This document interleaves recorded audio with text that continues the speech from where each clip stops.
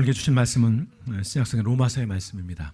로마서 5장 6절에서 8절까지의 말씀, 우리 한 목소리 같이 합독하시면 좋겠습니다.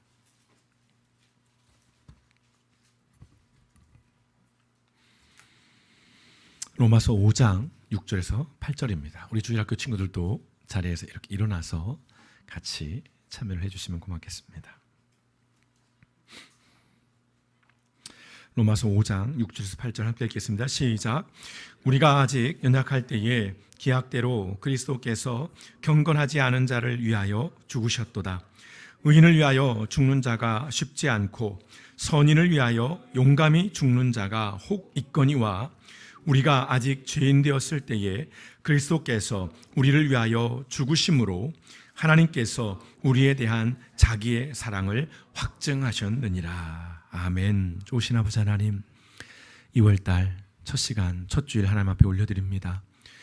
2월 한 달간도 우리가 몸을 들여 예배하며 마음을 들여 예배하고 우리의 시간을 드리고 마음을, 우리의 모든 것들을 들여서 하나님 앞에 헌신하기를 원하오니 2월 한 달간도 우리의 삶 가운데 함께 하시고 또한 동행하여 주시기를 원합니다.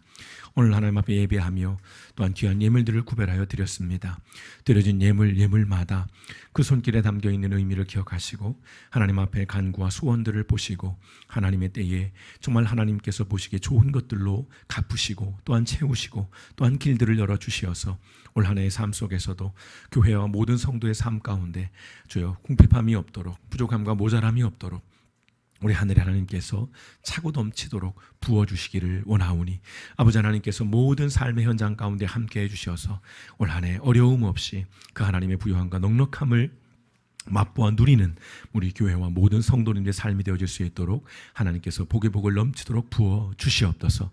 오늘도 말씀을 가지고 섭니다. 아버지 하나님, 이 말씀을 통해서 오늘 우리의 성찬의 의미를 다시금 돌아보게 하시고 우리가 함께 가족이요 지체요 또한 우리 하나님 앞에서의 자녀임을 다시금 생각하고 그것들을 마음에 다짐하며 이번 한 달간도 온전한 하나님의 사람으로 예수 그리스도의 제자로서의 삶을 살아가게 부족함이 없도록 오늘 말씀 가운데 복 주시고 성령 하나님 역사하여 주시옵소서. 모든 말씀 오늘 권하신 예수님의 이름으로 감사하며 기도드렸습니다. 아멘. 앉으시겠습니다. 2월 첫 주일 말씀은 이런 문장, 이런 말로 좀 시작을 해볼까 합니다. 책 제목이기도 하고요. 더러 여러분들이 이런 말들을 들어보셨을 텐데요. 바로 이런 말입니다. 내가 먹는 것이 내가 된다 라는 말 들어보셨는지요? 내가 먹는 것이 내가 된다. 곱씹어 보면 굉장히 무서운 말입니다. 굉장히 무서운 말이에요. 배고프시죠? 저런 그림이 딱 올라가 있는데 저는 고혈압 약을 먹고 있습니다. 네, 고혈압 환자입니다. 저 같은 사람은 짠 음식을 굉장히 경계를 해야 하는데 그래서 특별히 주의해야 할 음식 가운데 하나가 국물입니다. 국물이 있는 것들을 가려서 먹어야 되는데 얄궂게도 제가 좋아하는 음식이 국밥입니다. 그래서 예전에는 그 뚝배기째 이렇게 들고 마지막 국물 한 방울까지 다 마시고 나서 내려놓고 트림 한번 하면 잘 먹었다. 뭔가 포만감이 있는 식사를 잘했다는 그런 마음이 드는데요. 방법이 없는 거죠. 그런 식습관이 저의 혈압을 자꾸 높여가는 것일 텐데 더러 그런 분들이 있습니다. 먹은 것도 없는데 자꾸 살이 찐다. 억울하다. 속상하다고 말하는 분들이 계시는데 과연 그럴까요? 관찰 카메라가 있으면 이렇게 한번 놓고 보시면 이래서 내가 살이 찌는구나 라는 걸 인정하게 될 건데 사람이 무언가를 먹는다는 것 굉장히 중요한 문제입니다. 즐거운 일이기도 하고 본질적으로 보자면 생존에 직결된 그런 문제이기도 합니다. 우리의 건강, 우리의 육신에 관련된 그런 문제, 또 개인적인 즐거움이나 만족에 관련된 그런 문제이기도 합니다. 먹는 문제가요. 그러나 비단 그런 영역뿐만 아니라 무언가를 먹는다는 것은 본질적으로 보면 관계의 문제이기도 합니다. 내가 먹는 것이, 지금 내가 먹고 있는 것이 더러 어떤 사람들을 또는 어떤 환경을 해치는 일이 되고 있다라는 것을 요즘 우리는 많이 인식하고 있고 또 그런 이야기들을 많이 우리가 듣고 있습니다. 뭐 굳이 비건이라는 용어를 쓰지 않더라도 내가 먹는 것으로 인해서 환경이 파괴되고 또 어떤 사람의 삶의 터전이 무너진다라는 이런 이야기들.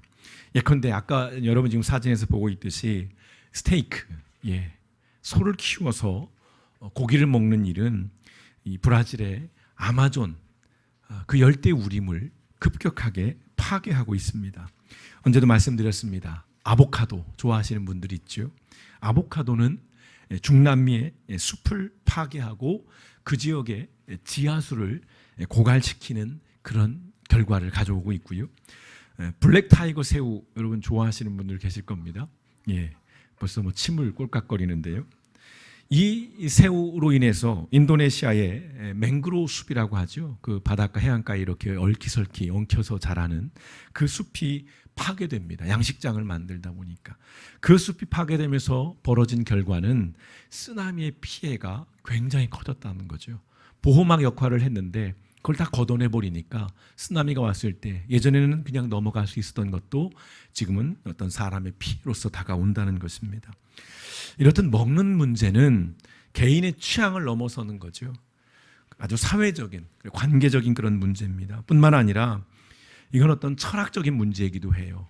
그래서 나는 비건입니다 얘기하는 사람들 그 외 철학적인 어떤 가치들이 굉장해요. 얘기를 나누다 보면 고기를 먹는 제 자신이 막 수치스럽고 정말 나쁜 짓을 하는 것 같고 그리고 정말 저급한 인간이라는 생각이 들 정도로 그분들의 어떤 철학은 확고해요. 그러나 이것만이 아니죠. 궁극적으로는 이 먹는 문제는 신학적인 문제라는 겁니다. 신학적인 문제예요. 이건 신앙에 관련된 문제이기도 하다라는 것이죠. 여러분 예수님께서 복음서에서 비판을 받고 공격을 받았던 문제 가운데 하나도 먹는 문제였어요. 잘 아시는 것처럼 누가복음 7장 34절에 보시면 당대의 예수님에 대해서 이렇게 표현을 한 거죠. 먹기를 탐하고 포도주를 즐기는 사람이다. 먹보라는 겁니다. 탐욕적인 사람, 그리고 술 잘 마시고 좋아한다.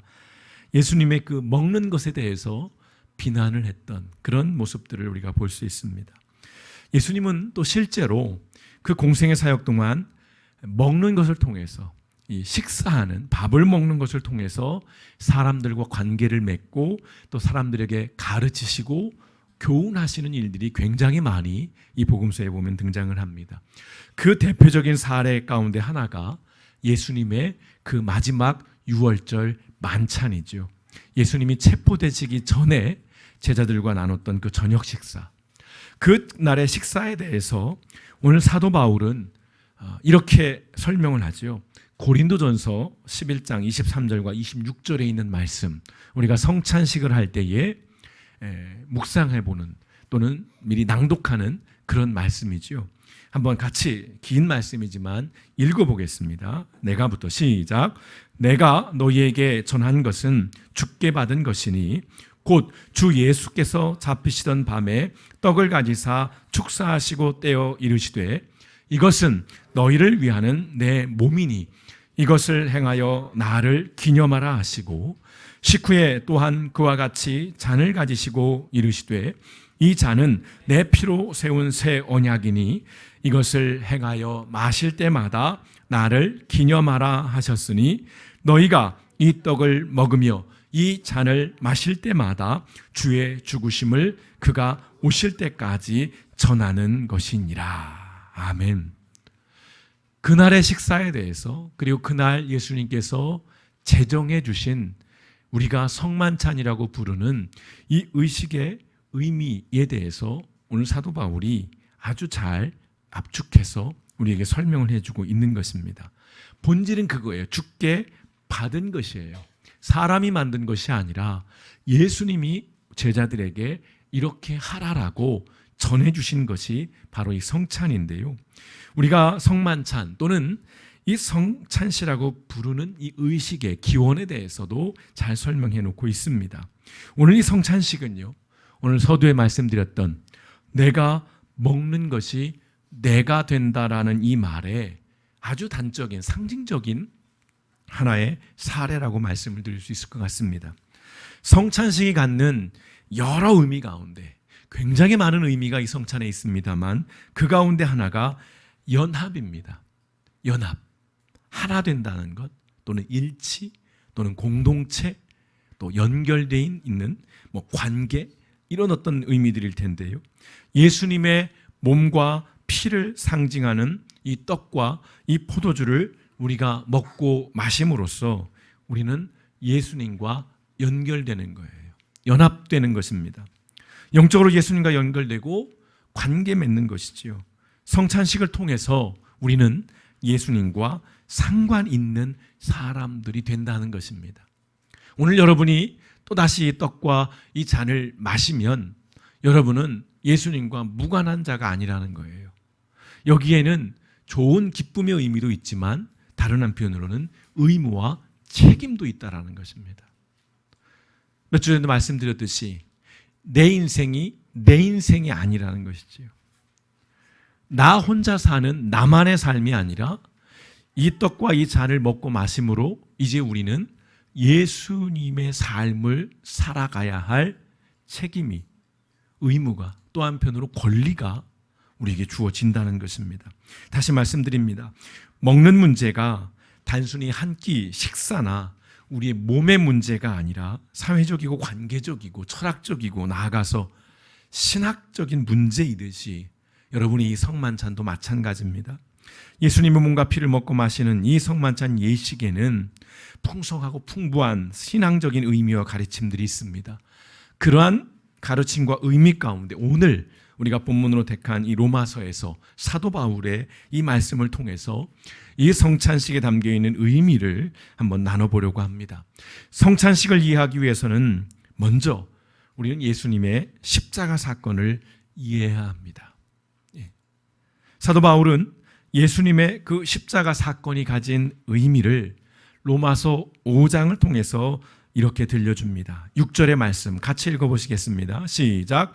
우리가 아직 연약할 때에 기약대로 그리스도께서 경건하지 않은 자를 위하여 죽으셨도다. 아멘. 우리가 아직 연약할 때에, 예전 성경으로는 우리가 아직 죄인 되었을 때라는 표현이 나오죠. 기약대로, 약속대로 그리스도께서, 예수께서 경건하지 않은 자, 우리를 말하는 것이죠. 위해 죽었다는 겁니다. 아직 우리가 죄인이에요. 아직 우리가 경건하지 않아요. 그런 우리를 위해 죽었다는 것입니다. 연약하다는 것은 죄의 노예가 되어서 스스로의 힘으로는 우리 자신을 구원할 능력이 없는 우리 인간의 실존을 의미합니다. 여러분이 아무리 착하게 살고 여러분이 아무리 선하게 살고 윤리적으로 도덕적으로 산다 할지라도 죄의 문제를 해결할 수는 없는 겁니다. 내 스스로를, 내 자신이 나를 구원할 수는 없는 거예요. 연약하다는 의미가 그것입니다. 경건하지 않은 자라는 것도 같은 맥락이에요. 죄로 인해서 하나님과의 관계가 깨어져서 하나님을 찾지도 않고 하나님을 구하지도 않는 죄된 인간의 실존을 의미하고 있는 말입니다. 경건하지 않은 자라는 것이. 예수님의 죽음은 바로 이런 자들, 이런 죄인들을 위한 죽음이었다는 것입니다. 그러면서 바울이 좀 더 부연 설명을 합니다. 7절과 8절의 말씀 같이 읽어보겠습니다. 세번역 성경인데요. 시작. 의인을 위해서라도 죽을 사람은 거의 없습니다. 더욱이 선한 사람을 위해서라도 감히 죽을 사람은 드뭅니다. 그러나 우리가 아직 죄인이었을 때에 그리스도께서 우리를 위하여 죽으셨습니다. 아멘. 혹시라도 의롭다고 하는 사람을 위해서 죽을 수도 혹시 모르겠다. 또는 정말 선한 사람을 위해서 내가 그 사람을 위해서 대신 죽을 수도 있겠다. 그러나 불가능하다는 얘기예요. 그렇게 좋은 사람을 위해서도 대신 죽는 일이 거의 불가능한 일인데 하물며 예수님께서는 아직 우리가 죄인이었을 때, 나쁜 놈이었을 때에, 악인이었을 때에 그럼에도 불구하고 우리를 위해 죽으셨다는 겁니다. 십자가 사건이 갖는 의미가 그거예요. 우리를 위해서 죽은 겁니다. 악한, 죄인된, 경건하지 않은 우리를 위해서 예수님께서 먼저 죽으신 사건이에요. 자, 그러면서 선하지도 않고 경건하지도 않은 죄인들을 위해서 죽으신 이유를 우리에게 들려주지요. 8절의 말씀입니다. 같이 읽겠습니다. 시작. 우리가 아직 죄인 되었을 때에 그리스도께서 우리를 위하여 죽으심으로 하나님께서 우리에 대한 자기의 사랑을 확증하셨느니라. 아멘.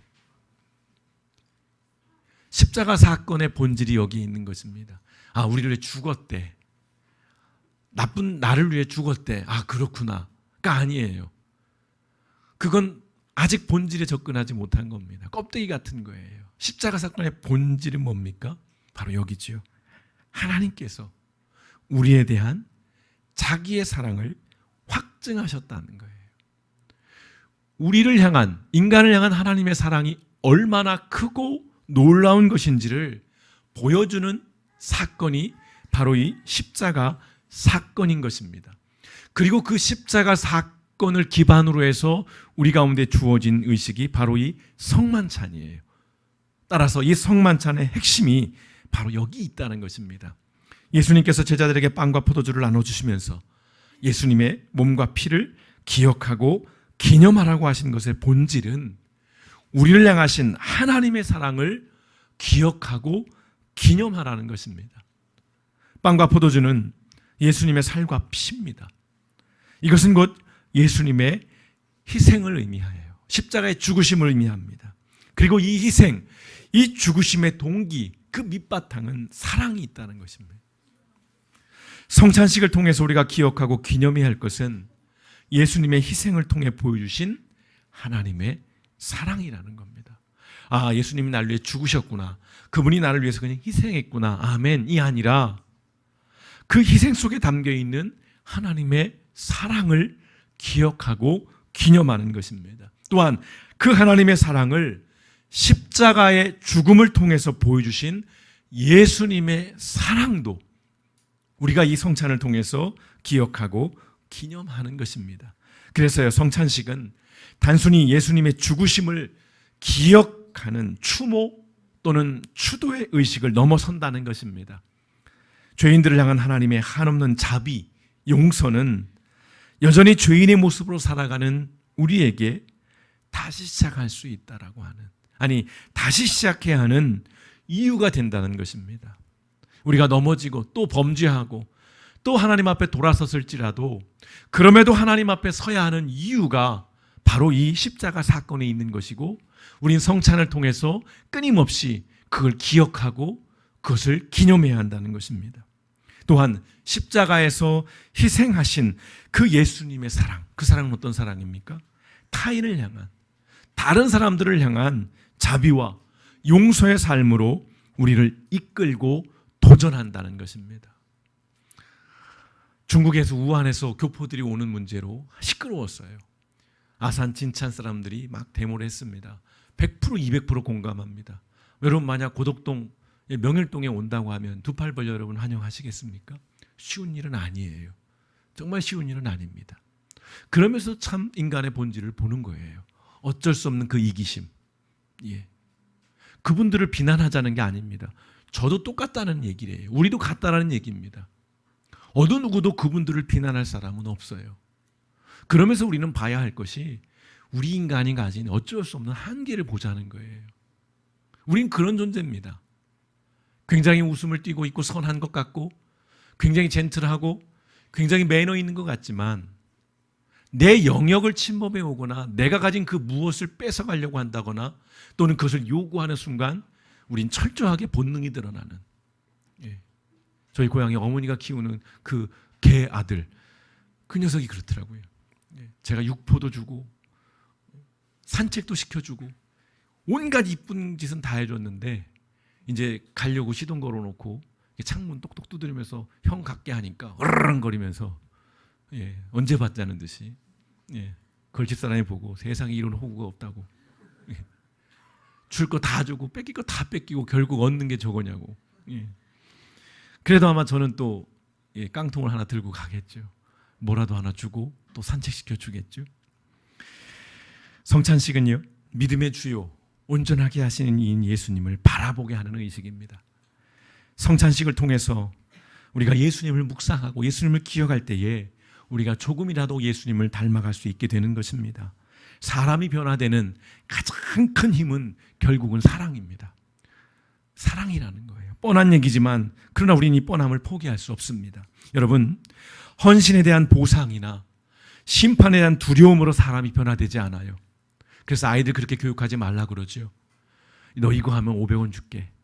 너 이거 청소하면 얼마 줄게. 너 이거 하면 뭐 인터넷 몇 분 하게 해줄게. 이런 거 하지 말랍니다. 당연히 해야 될 일인데 보상이라는 것으로 연결을 지어버리면 아이가 삐뚤어진다는 거예요. 잘못된다는 겁니다. 근데 사람은 어쩔 수가 없죠. 보상이 없으면 안 움직여요. 그래서 끊임없이 우리는 무언가를 하고 나면 보상을 바라요. 내가 이렇게 헌신했으니까 내가 이렇게 얻기를 원해요. 근데 그것 사람 변하지 않습니다. 아까 말씀드렸죠. 6표를 줄 때만 꼬리를 흔들어요. 자기 볼 일 다 보면 제가 간다고 해도 쳐다보지도 않아요. 그게 동물들이지만 그게 우리의 모습이기도 하다는 것입니다. 또는 어떤 심판에 대한 두려움. 믿지 않으면 지옥 간대. 예배 안 드리면 지옥 간대. 벌 받는데. 이런 걸로 사람이 변화되지 않는다는 겁니다. 잠깐은 달라질 수 있겠지만 다시 원래의 자리로 온다는 겁니다. 결국 이것을 변화시킬 수 있는 건 사랑이에요. 십자가 사건의 위대함이 거기에 있는 겁니다.